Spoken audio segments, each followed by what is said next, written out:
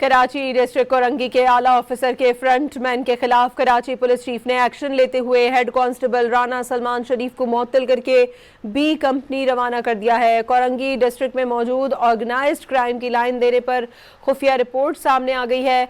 Police ज़राए के मुताबिक रिपोर्ट में कई पुलिस एहलकारों के नाम शामिल हैं, जिसके बाद एहलकारों को शो कॉज देने का सिलसिला शुरू कर दिया गया है। डिस्ट्रिक्ट कोरंगी के आला अफसर के फ्रंटमैन के खिलाफ कराची पुलिस चीफ का एक्शन। ऑर्गेनाइज्ड क्राइम की लाइन देने पर खुफिया रिपोर्ट सामने आ गई है। रिपोर्ट में शामिल एहलकारों को शो कॉज मिलना शुरू हो गए हैं।